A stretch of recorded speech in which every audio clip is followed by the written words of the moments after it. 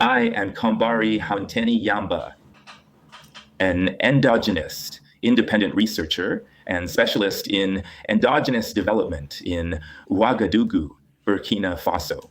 The topic, the Gourmanché woman. The Gourmanché woman, before saying anything else. Woman with a capital W. She is the mother of humanity. The mother of humanity. To be honored everywhere and at all times, every day that the Almighty Merciful grants us. Woman, the Gourmanché woman. First, Gourma. Gourma in eastern Burkina Faso. It extends.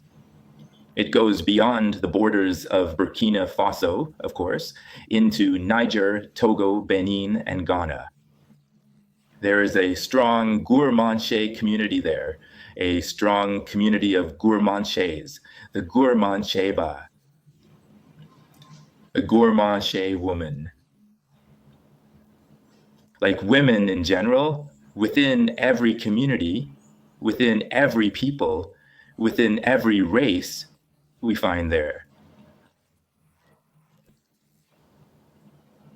The mother of humanity, that woman is woman with a capital W, to be honored and thanked endlessly. That said, the Gourmanché woman, she is the one who, according to the law of nature, gives life. Of course, who ensures the continuation of the human species. The Gourmanché woman is one who is subject to society in a holistic way and in a more restrictive sense. She is subject to her husband and to her in-laws.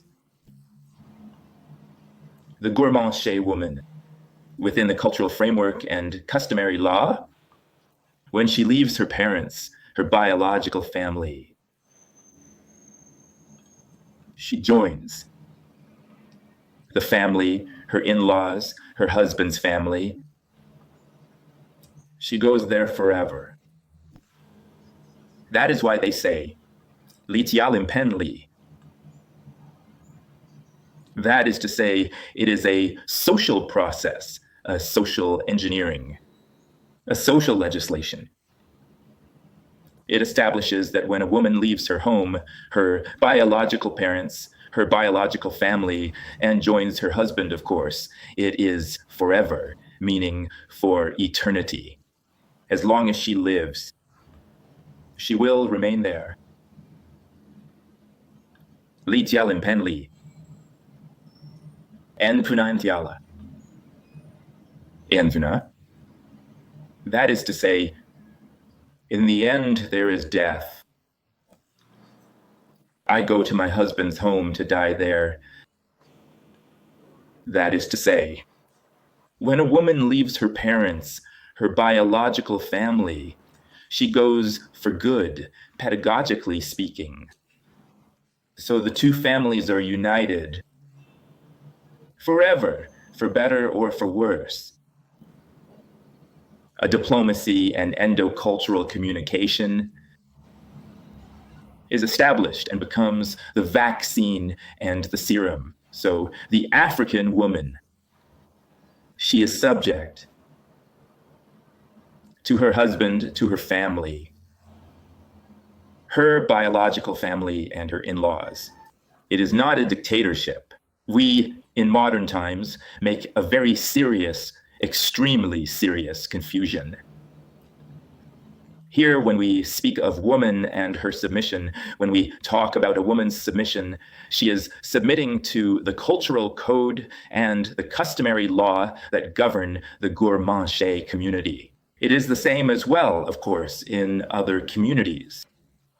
What must be understood here is that a woman's submission means respecting the internal order, respecting the rules, the rights, and the laws that govern society, of course, Gourmanché society. So, The Gourmanché woman is one who is subject, but not in a dictatorial sense. It's not hatred or meanness or, in short, in a word. Still, it's a kind of dictatorship. Here, it's the strictness of society. A married man is also subject to it. He is bound by it, to the rules, the rights, the laws that govern the household. The clan, the family, Gourmanché society. As for motherhood, in the endocultural sense, in Gourmanché country, motherhood, timare, literally, childbirth. But fundamentally, it's a process. Of course, a long-term one. Timare is a word full of meaning motherhood. From the very first steps toward marriage, that is motherhood. To refer to the union of a man and a woman, that is motherhood. But more specifically, it is the perpetuation of the human species. Timare, although under other skies, I was going to say, other forms of life. People speak of timare, motherhood, but here, at the level of the human species, in Gourmanché country, motherhood, it goes deeper than that. As I said earlier, and from the beginning up to what we might call the end, although there really is no end, to describe the process of marriage, the first step of matrimoniality, of marriage, the union of a man and a woman, the union of two social entities, the union of two families, that is, two clans, or I was going to say two geographical areas, two villages, two countries, two continents. In our African tropics, and more particularly in Gourmanché country, it is not the man and the woman who marry, who unite, but these two social entities that become tied together, that, of course, enter into relationship. Two families, two villages, two geographical areas, in a word. So matrimoniality, yes, marriage, motherhood. It is the process of union between a man and a woman, the process of union between two social entities, as I said earlier, motherhood. It is a polysemous word. It's true. On the day of childbirth, we speak of motherhood. Yes, motherhood is the process of union between a man and a woman, the process of union between two social entities. It is the perpetuation, the continuity of the human species. That is all of that in Gourmanché country, as in most of our African tropics. Within our African societies, when we speak of motherhood, it is an entire process. That is why we, as contemporaries, we will have to be reborn linguistically, sociologically, anthropologically, not to mention universally, transcendentally, in other words, in terms of the deep meaning of words and social practices, so that we can become aware of how our societies are organized, in the historical sense, of course, from well before Diabolampo in 1204 down to the present day. The rules, the laws, the social and cultural arrangements still govern. Of course, our lives are life, as I said, our way of living. Except in cases of force majeure, one cannot take a wife without going through the processes, of course, of recognition by both families. All the steps must be respected for there to be a blessing. for a motherhood worthy of the name. Once again, in summary, when we speak of motherhood in Gourmanché country, it is the process of union between a man and a woman, the process of union between the two social entities. It is the continuity of the species. A woman and a man unite in order to procreate, biophysiologically, to raise children. It even happens that children are brought into the world. But if they are poorly raised, people do not even speak of motherhood. Sometimes people use very strong words, very strong expressions, like saying he didn't bring children into the world, he produced vomit. So what this means here is that it's not just about bringing children into the world and saying, yes, that's motherhood, I've had children, I gave birth. No. What matters, of course, is the quality of human beings. That's why there's still a difference between human resources and human capital on the subject of leadership. Women's leadership in Gourmanché country, in the universal, transcendent, and cultural sense. The Gourmanché woman, of course, she is a natural leader. Woman, with a capital W. She is the mother of humanity. Speaking pedagogically, of course, that is to say, to remind us every day who woman is and what she is capable of within the law of duality. Let us forgive women. Every form of life has its qualities and its flaws. When a woman in her life, in the exercise of her responsibilities, makes mistakes, commits wrongs, let there be recourse to compassion, to humanism, to humanity, for dialogue, human dialogue, in order to achieve the objectives, common objectives. In a word, peace within the community. That said, woman is a leader in her soul naturally, even though there are often, of course, small mistakes. Error is human. And to remind us pedagogically that every work can always be improved. That said, women's leadership in Gourmanché country no longer needs to be proven. Who is the family? It is the woman, the one who is responsible in the natural sense for the process of ensuring the continuity of the human species. Woman is, woman was, is, and always will be the pillar of development, the pillar of the process, of every process of development, in a word, of the continuation of the human species. It is women who educate the most. According to the results of my research, even though that research may be judged subjective. In short, we know what is involved when we speak of motherhood. That is to say, carrying within oneself for 9 months or even more. A life in formation until it is brought to term. So there is the pain of childbirth.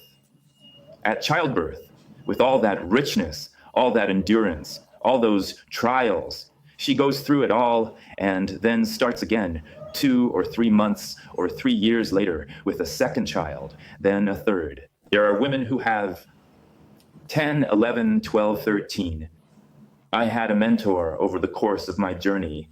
She had 14 children, including twins and so on. So leadership. It's not only in our contemporary life that we would speak of leadership. Leadership existed and has always existed within every society, such as Gourmanché society. I spoke about women's submission. Submission is a way of reminding us to what degree, to what extent women are leaders. She is a leader in her soul. Once again, let us recognize women's merit. She brings people together. She does everything possible for the development of the community, in the objective sense, of course. So leadership is the human being's capacity to guide others, to influence others, so that the results pursued collectively may be achieved. It is the concrete achievement of results, or rather of objectives. So the African woman, and the Gourmanché woman in particular, specifically, has always worked to unite the members of her biological family, of her family, and of course, her in-laws, her marital family. She is at the heart, at the center of all the constructive actions of the community, even though she often makes mistakes. Let us forgive her. Without forgiveness, there is no life, no development, no peace. Without peace, there is no development. So once again, here in our African tropics, woman is a leader by nature, in her very nature. She carries leadership within her, deep within herself. Leadership is innate in her. It is an inborn gift that she develops and uses for the benefit of everyone. So given that woman has natural predispositions, has innate gifts when it comes to leadership, we can only congratulate her. Once again, woman is the mother of humanity by birth. She possesses innate gifts, of course, including leadership, which she develops with intelligence and clarity. Above all, woman is the one who educates. She is the one who, of course, ensures the continuation of the human species. In the face of every trial, in the face of any hardship, she manages to overcome for the great good of the community, of society, of humanity. Once again, woman, the mother of humanity, with a capital M. Congratulations. Endless congratulations. Women in commerce. Ah, yes, women, the pillar of the family, the pillar of society. Woman with a capital W who ensures the survival of the human race. In Gourmantche country, if we look at history and the economy, yes, it was mainly for social and relational purposes. But since everything is constantly changing, women have stepped into this socio-professional sphere. Before, of course, it was barter, until we came to witness, until we came to live through globalization. Little by little, the social constraints were overturned. In other words, those social constraints were overturned. The idea that, at first, women should not go into trade. But gradually, it was the same as in school. Girls were not being sent to school. But over time, today, when we look at the statistics, they show that in some areas or localities, there are more women, more girls. In the classrooms, in many cases, girls outnumber boys. That is real progress, good progress, and it is significant. That said, women today, and of course, we're talking today about business women, about great business women, just as we find women in administration and at the highest levels of administration, we also find them in commerce. Today, we speak of women economic operators, meaning we have gone beyond simple trade. Now, these are high-level transactions involving women who are constantly flying from one place to another. There are Gourmantche women and also non-Gourmantche women who married Gourmantche men. And today, they have been allowed to do business, to be business women. So this is a significant step forward that absolutely deserves to be recognized, I would say, in my view. That said, indeed, since everything is changing, with every day God gives us, People are becoming aware, people are getting informed and educated, and as a result, today we have women leaders in associations, in organizations, in businesses, and in construction and public works. It is not just about buying and selling anymore, no. Today we have women who produce, and of course we know in the culinary arts what women are, who they are, what women are capable of. So it is no longer just a simple trade or the barter of the past. Today, in Gourmanché country, we have women who are economic operators, who produce, who own businesses, who own factories, who do research, who work in laboratories, in the sense that they are always creating, always imagining. Just think of the culinary arts. They have always invented dishes, but to say this, when we look at history, at the beginning, there were not enough dishes, not enough different kinds of food. Today, we have plenty of kinds of food. We have many local dishes that women are modernizing and improving. And once again, woman is God on earth. The first representative of God on earth is woman, because she is the one who gives birth. She is the one who educates. She is the one who guides. She is the pillar of society. What a woman wants, God wants. Women and spirituality in Gourmanché country. Spiritual influence. First of all, spiritual influence. What are we talking about when we speak of spirituality? African spirituality, of course. African spirituality is what reveals our connection to our souls and gives a sacred dimension to our humanity. In Gourmanché country, as in most places across our African tropics, every action we take must, ideally, of course, be in harmony with humanity. Here, humanity meaning positivity, humanism. Humanity, mercy, compassion, the balance of the inner self. Every action we take. We must take into account the natural order of what the master of the universe has recommended, has required. So, in light of all that has been said before. Spirituality is our oxygen. It sustains human life every day in the Africa we know well and in the broader, transcendent, universal sense, in a word. Spirituality is humanity, that is to say, positivity. That is true. There is the law of duality.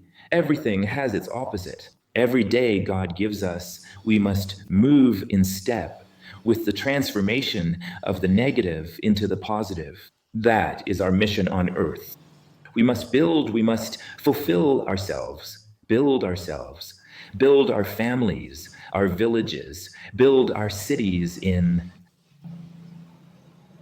of course, by carrying out meaningful actions, because every meaningful action we take is an investment. And within the law of duality, as Albert Einstein said during his lifetime, he said that every action we take carries within itself its own hell or its own paradise. And God's paradise is earned here and now, through the judgment carried in each of our thoughts, words, and actions. He said it all. And Thomas Sankara, the immortal Thomas Sankara, during his lifetime, never stopped reminding us that everything imaginable by human beings can be achieved by human beings. So in Gourmanché country, once again, woman is the mother of humanity.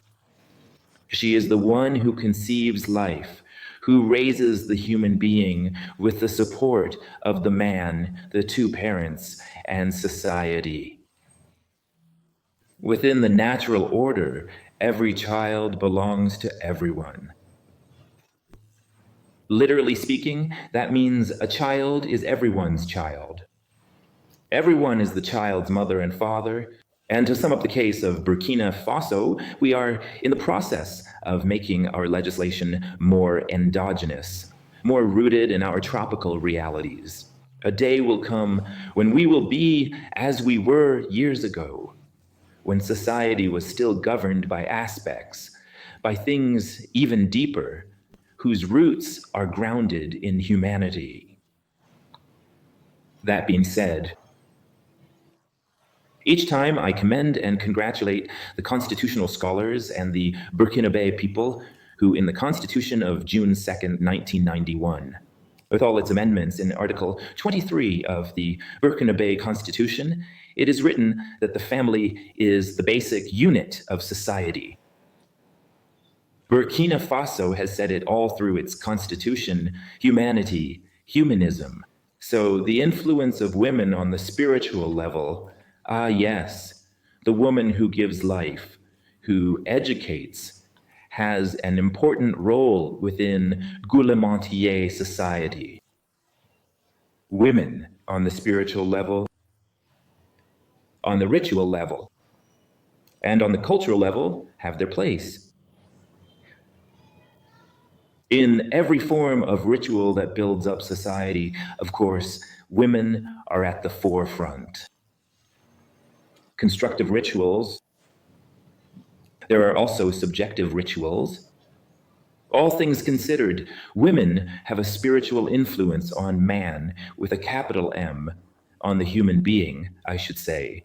I mean, women have an influence on society's destiny.